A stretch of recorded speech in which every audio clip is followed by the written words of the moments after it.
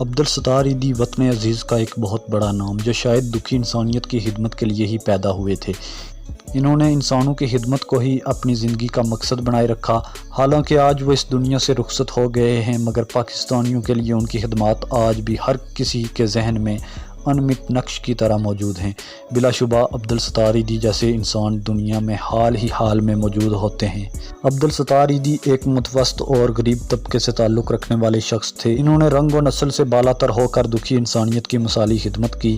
شاید ایسی ہی ہستیوں کے لیے شاعر مشرق علامہ اقبال نے کہا تھا کہ ہزاروں سال نرگس اپنی بے نوری پہ روتی رہی، بڑی مشکل سے ہوتا ہے چمن میں دیدہ ور پیدا۔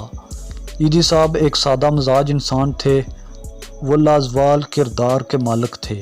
انہوں نے صحیح معنوں میں خود کو غریبوں اور بے سہارا لوگوں کی مدد کے لیے وقف کر رکھا تھا۔ جب ان کا جنازہ تدفین کے لیے لے جایا گیا تو میڈیا کے توسط سے دنیا بھر کے لوگوں نے دیکھا کہ ان کے جنازے میں لوگوں کی کتنی بڑی تعداد شریک تھی۔ وہ بلا شبہ تمام پاکستانیوں کے لیے ایک غیر متنازع ہستی تھے۔ ہر دل میں ان کے لیے عزت و احترام پایا جاتا ہے۔ ایک جانب ہمارے صاحبان ہیں جنہیں اپنا اور اپنے اہل و عیال کا پیٹ اور تجوریاں بھرنے سے ہی فرصت نہیں ملتی۔ دوسری جانب ایدی تھے جب ہمارے بے حس معاشرے میں بسنے والے بعض سنگدل لاوارث بچوں کو سڑکوں کے کنارے پھینک رہے تھے تو انسانی ہمدردی سے معمور عبدالستار ایدی ان لاوارثوں کے وارث بن کر انہیں صاحبان فراہم کر رہے تھے۔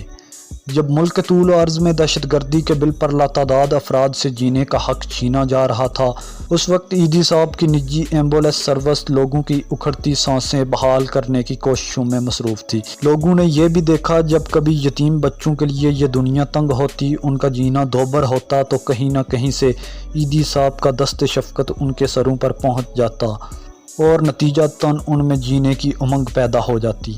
اسی طرح جب ماں جیسی محبت کرنے والی ہستی کے لیے ممکن نہ رہتا کہ وہ اپنے بچوں کے لیے 2 وقت کی روٹی کا بندوبست کر سکے تو ایدی صاحب کا لنگر ان یتیموں، غریبوں، بیواؤں کو، اسی طرح ہمارے معاشرے میں کسی خاتون پر اس کا شوہر ظلم کرتا، اسے گھر سے نکال دیتا، یا ضعیف والدین کو ان کی اولاد اپنے گھروں سے نکال باہر کرتی، ان پر دروازے بند کر دیتی، تو اس وقت بھی ایدی کے شیلٹر ہومز کے دروازے ان پر کسی معاوضے کے بغیر کھلے تھے۔ عبدالستار ایدی نے 6 دہائیوں تک خدمت خلق کی مثالیں قائم کی اور بالآخر نیکیاں سمیٹتے سمیٹتے 8 جولائی 2016 کو یہ انسانی خدمتگار اس جہان فانی سے کوچ کر گئے۔ ایدی کی وفات کے ساتھ محبت اور خدمت کا ایک اور دور ختم ہو گیا اور ہمارا ملک، ہمارا وطن پاکستان ایک بار پھر یتیم ہو گیا۔ ان کی شخصیت کا کوئی بھی پہلو ایسا نہیں جس کا ذکر نہ صرف ملکی بلکہ غیر ملکی میڈیا نے نہ کیا ہو۔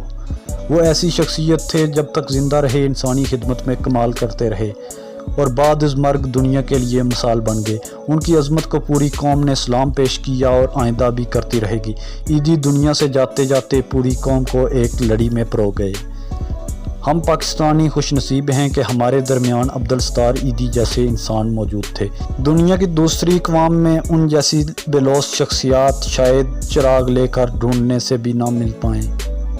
انسانیت کی خدمت کے دوران ایدی نے جو کارنامے سر انجام دیے، دنیا بھر کے اعزازات یکجا کر کے اگر انہیں پیش کر دیے جائیں تو بھی ان کی عظمت کے سامنے وہ کچھ نہیں۔ عبدالستار ایدی کے پاس نہ کوئی میڈیا مینجمنٹ سیل تھا، نہ ریاستی مشیر، پھر بھی لوگ ان پر اندھا اعتماد کرتے تھے۔ اتنا اعتماد تو لوگ اپنی ریاست پر نہیں کرتے۔ لوگوں کے اعتماد اور بھروسے کا یہ عالم تھا کہ وہ نوٹوں کی گڈیاں، تھیلے اور بوریاں یوں ہی ایدی سینٹر میں رکھ جاتے تھے۔ یہ اعتماد اور بھروسہ انہوں نے ایک دن میں حاصل نہیں کیا، بلکہ یہ اعزاز انہیں 60 برس تک بے لوث خدمت کرنے کے بعد ملا۔ یہاں یہ بات اہم ہے کہ عبدالستار ایدی اپنی قوم کے ساتھ اعتبار اور اعتماد کا جو رشتہ استوار کر گئے، اسے کسی صورت ٹھیس نہیں لگنی چاہیے۔ اس کے ساتھ ہماری بھی ذمہ داری ہے کہ ایدی کی انسانیت دوستی پر مضامین نصاب میں شامل کیے جائیں تاکہ آنے والی نسلوں کو معلوم ہو سکے کہ ہماری قوم میں کیسے کیسے ہیرو گزرے۔ صرف یہی نہیں بلکہ ہر سال 8 جولائی کو ملک بھر میں ایدی ڈے منایا جائے اور اس دن بچوں اور بڑوں سب پر زور دیا جائے کہ وہ زیادہ سے زیادہ فلاحی کام کریں۔ ویسے بھی ہمارے ہاں فلاحی اور رضاکارانہ کاموں پر کوئی خاص توجہ نہیں دی جاتی۔ اس کے برعکس مغربی ممالک میں رضاکارانہ خدمات سال بھر کی سرگرمیوں کا لازمی حصہ تصور کی جاتی ہیں۔ ہمارے ملک کے بچوں میں بھی یہ جذبہ بیدار کرنے اور انہیں رضاکارانہ خدمات کی طرف راغب کرنے کی ضرورت ہے۔ افسوس کی بات ہے کہ ہمارے ہاں بچے کے کسی مضامین میں نمبر کم آ جائیں تو والدین بڑے فکر مند نظر آتے ہیں، مگر اپنے بچوں کے فلاحی اور رضاکارانہ کاموں کے بارے میں باز پرس نہیں کرتے۔ جس طرح ایدی صاحب کی والدہ نے بچپن سے ہی ان میں لوگوں کی مدد کا جذبہ پیدا کیا، نتیجتاً وہ ساری دنیا کے سامنے ایک مثال بنے اور دنیا سے چلے گئے۔ حقیقت تو یہ ہے کہ موجودہ ملکی صورتحال میں قوم کسی سیاست کی بجائے بابائے خدمت عبدالستار ایدی کے فلسفے پر عمل کرتے ہوئے مسائل حل کرے۔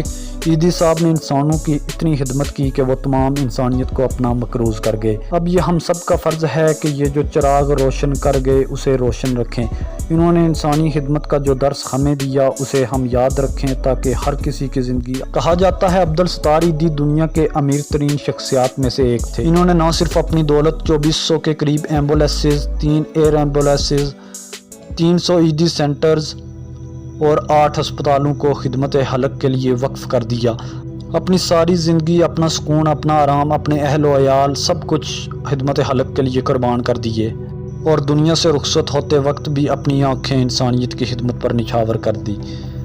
دیکھا جائے تو ایدی وہ شخص ہیں جنہوں نے سخاوت کی ایک نئی مثال قائم کی۔